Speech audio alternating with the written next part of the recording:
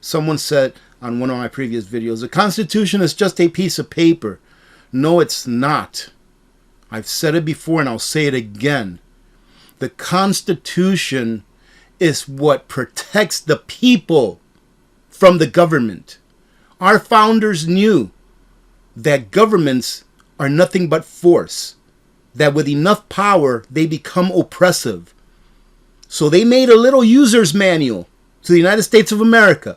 They made this little user's manual, not for us, but for the government, telling the government this is their rights and you cannot infringe on those rights.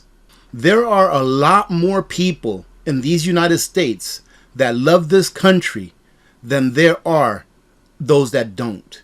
So don't stop fighting for our nation. Don't give up hope. Hello YouTubers, Alaska Prepper here. Happy 4th of July, ladies and gentlemen.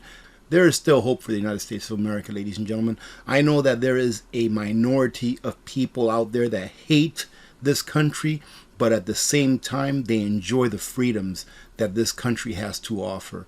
And that is because of everyone that came before us and implemented those things that we now enjoy. We, the people, need to stand up for our nation. Yes, ladies and gentlemen, we, the people, need to stand up for our nation. You know, before I start reading this, let me just tell you real quick. There is not changing some people. And you have to understand when to stop. When you start to talk to someone about freedom, right? About sovereignty, about our nation, and they start to go nuts, there's no changing those people. There are some people that are lost forever. There are some people that their beliefs, that their rights are suppressed when they have the exact same rights that every other American does. It's more of a religion. There's nothing that you can do to change your mind. So learn to walk away from those people. I'm sure that a lot of those people are probably going to be here today, right, on this video, just to troll and to give it a thumbs down. I don't care, because it needs to be said. Ladies and gentlemen, there are a lot more people in these United States that love this country than there are those that don't. So don't stop fighting for our nation. Don't give up hope that we can leave a better world, a better nation to our children, because we can. And eventually, these people that hate America, they will lose. They will lose, and guess what? We will allow them to continue to spout their hatred. Why? Because it is their right. But it is our right to love our nation. And what I mean by love our nation is to love each other, to love our countrymen, to love what rights we have here, to be free. This is still, believe it or not, some of you may not believe this, but this is still, in my opinion, the freest nation in the world, where you have equality of opportunity. However, there are some that think that if they come last in a race, if they come 100 out of 100, that they should still get the same rewards of those that sacrificed and worked their butts off to come in first, second, and third. Equality of opportunity does not equal equality of outcome. It is up to you to go out there and make it happen. It is up to you to fail and learn from your failures so that you can become better. Nothing is given to you, ladies and gentlemen. Nothing is given to you. And whatever is will always come at a price. And unfortunately, that price is too often your freedom. Our Constitution begins, we the people of the United States.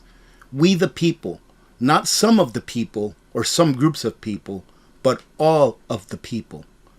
Our Constitution continues by noting that it was instituted in order to form a more perfect union, meaning that the founders recognized that it was not perfect under the first national constitution, the Articles of Confederation. They then formed a government that was more perfect, meaning one that was better equipped to realize our nation's vision and our nation's potential. What is that vision? It embodied in the stirring words of the second paragraph of the Declaration of Independence, which goes as follows. We hold these truths to be self-evident, that all men are created equal, that they are endowed by their Creator with certain unalienable rights, that among these are life, liberty, and the pursuit of happiness. Those words set forth the vision that underlines the more perfect union, and the Constitution our founders gave us lays out the means to secure that vision. And it still does, ladies and gentlemen. I've often said, why did we have to put amendments in our Constitution? You know, the first 10, the Bill of Rights, those first 10 amendments, they pretty much guaranteed everyone the same thing. Are we perfect? No. Have we been perfect? No. Show me one country that is and has been for their entire history. And here they ask, did we achieve that vision in 1776 when the Declaration was written? Or in 1787 when the Constitution was created? Hardly. Has America achieved it now, almost 250 years later? No. But building out what our founders gave us, we are much closer to living up to our founding principles of equality, and liberty for all. And the founders knew that the Constitution they drafted was not perfect. It did not eliminate slavery, although it limited its spread. Even after the 13th Amendment officially outlawed slavery, this three-letter organization embarked on bad things, ladies and gentlemen. Bad things happens. Bad things happen all the time. They happen throughout history. But it does not define what a nation is.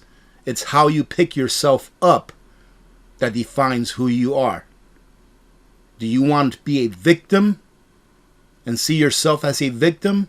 Or do you want to pick yourself up and go forward? Well, like I said before, most people in this country do not see themselves as victims. They see themselves as Americans that have had a rough history, just like any other country.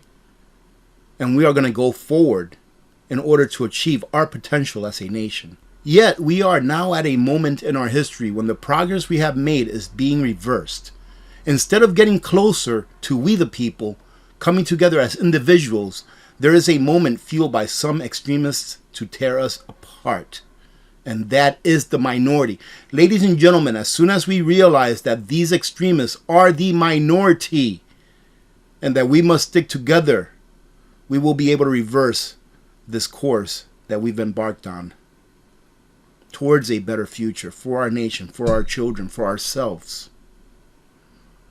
We are a nation of over 330 million people, the vast majority of whom are focused on living their lives, working hard, raising their families, and seeking to find happiness and fulfillment.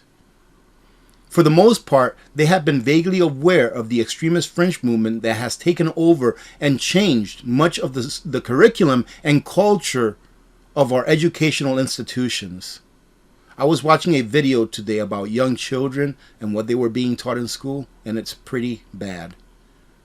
We need to make sure that we involve ourselves in our children's education and teach them our values. Schools are not there to teach values. Schools are there to teach how to read and write. Right? Read, write, do some math. The same extremist fringe movement has taken our First Amendment right to peaceably assemble and turned it into a violent mob rule. Our nation, which Americans always proudly said was dedicated to protecting the rights of all individuals, is now on the road to becoming a nation without respect for laws. But ladies and gentlemen, they say here, and I agree with this, and this is what we have to do. This sliver of extremists, they have gone too far. But Americans, good Americans, are now pushing back against school boards, pushing back against district attorneys. Even some college professors are resisting extremists.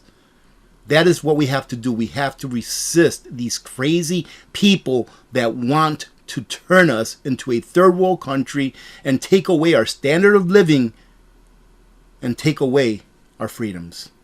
Our Declaration of Independence envisioned a free people exercising their rights responsibly, and is what we have been striving to achieve throughout our nation's history. I don't blame people for peaceably assembling to fight for their rights, but I do resent their attempt to cast America as a failed nation. We are not a failed nation. America is the freest, most prosperous nation in the world, a nation that has and is progressing toward realizing its vision, enshrined in our Declaration of Equality for All. We've come a long way, and we can achieve much of what we continue to build on what our founders gave us. Someone said on one of my previous videos, the Constitution is just a piece of paper. No, it's not. I've said it before and I'll say it again. The Constitution is what protects the people from the government. Our founders knew that governments are nothing but force, that with enough power they become oppressive. So they made a little user's manual to the United States of America. They made this little user's manual, not for us, but for the government, telling the government this is their rights and you cannot infringe on those rights. So it's now time for that vast silent majority within those 330 million to speak out and push back. If we want to preserve this great nation of ours, silence is no longer an option. Ladies and gentlemen, this is the greatest nation that has ever existed. I know, but we are a world. We are humans. Then why do you live in a house? Why do you lock your door? Why do you consider your home your home? Everyone has a right to privacy. Everyone has a right to keep what they earned, what they worked for. The American dream is still alive. Why? Because America is still here. Why? Because we are America. And those of you that hate America, go ahead and take a trip. Take a trip to one of these other countries that have the opposite values that we have. I will never say that we have a perfect history, but what country does? If you don't love America, then leave America. It's very simple. You have the right to do that. You are not locked in. Some countries you can't even leave. Some countries they won't let you leave. Here in this country, you can leave. You have that right and you have that freedom. But instead, you would rather bring everyone down to your level instead of trying to rise and become a better person and a better American. God bless America. This is the best country that the world has ever produced, that humanity has ever produced. And ladies and gentlemen, we have to continue to fight to keep our freedoms.